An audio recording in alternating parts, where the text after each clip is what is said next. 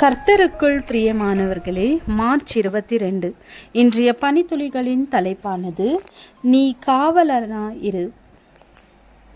வசனம் எசேக்கியேல் 38வது அதிகாரம் 7வது வசனம். நீ ஆயத்தப்படு, உன்னுடனே கூடின உன் எல்லா கூட்டத்தையும் ஆயத்தப்படுத்து, நீ அவர்களுக்கு காவலனாயிரு.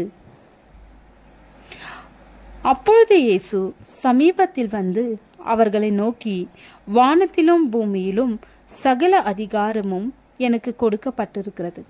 ஆகையால் நீங்கள் புறப்பட்டு போய் சகல ஜாதிகளையும் சீஷராக்கி, பிதா குமாரன் பரிசுத்த ஆவியின் நாமத்திலே அவர்களுக்கு ஞானஸ்நானம் கொடுத்து, நான் உங்களுக்கு கட்டளையிட்ட யாவையும் அவர்கள் கை கொள்ளும்படி அவர்களுக்கு உபதேசம் பண்ணுங்கள்.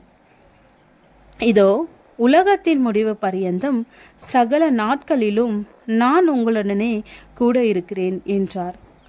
ஆண்டவராகிய இயேசு கிறிஸ்துவின் கடைசி கட்டளையாக அவர் தம்முடைய சீஷர்களிடம் கூறினவைகள் இன்று அவரை தம் சொந்த இரட்சகராக ஏற்றுக்கொண்ட அனைவருக்கும் பொருந்தும். திருமுழுக்கு மூலம் நம்மை தேவ சபையில் இணைக்கும் போதே நம்முடைய பொறுப்புகளை ஒப்புக்கொடுத்து செய்ய ஆரம்பித்திருந்தால் இன்றைய இந்திய தேசம் ஓய்வு நாளின் மகத்துவங்களை ஏற்றுக்கொண்டு விக்கிரக வணக்கத்திற்கு ஒரு சவுக்கடி கொடுத்தது போல இத்தேசம் இருந்திருக்கும். ஆனால் நாம் நம்முடைய பரிசுத்த ஜீவியத்தில் நாளுக்கு நாள் குறைந்து மணவாளனின் வருகைக்கு நம்மை ஆயத்தம் செய்யாததினால் நம்முடன் சேர்ந்த விசுவாச பிள்ளைகளையும் ஆயத்தப்படுத்தாமல் இருக்கிறோம்.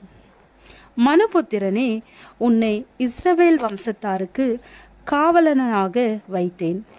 நீ என் வாயினாலே வார்த்தையை கேட்டு என் நாமத்தினாலே அவர்களை எச்சரிப்பாயாக.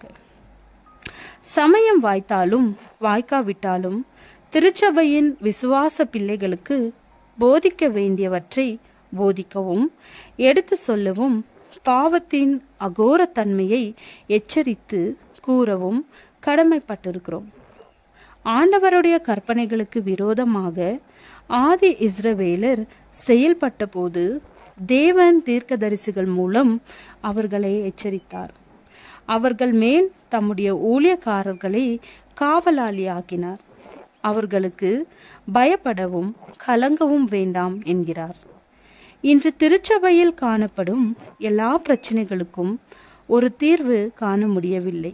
காரணம், நாம் நம்முடைய அழைப்பையும் பொறுப்பையும் எறிந்துவிட்டு மனுஷருக்கு விரோதமாக கூட்டங்கூடி கொடி பிடித்து கொண்டு பாரபட்சமாய் ஒரு சிலரை சார்ந்து அவர்களின் குற்றங்களை சுட்டி காட்டாமல், கண்டித்து உணர்த்தாமல், எச்சரிக்காமல் வாழ்கிறோம்.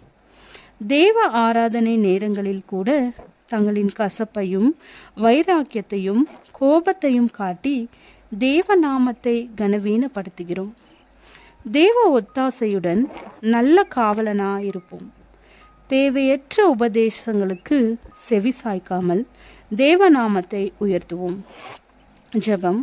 பிதாவே, உம்மோடு நாங்கள் செய்த ஒப்பந்தத்தை உறுதிப்படுத்தி நல்ல காவலனாயிருக்க உதவி செய்யும்.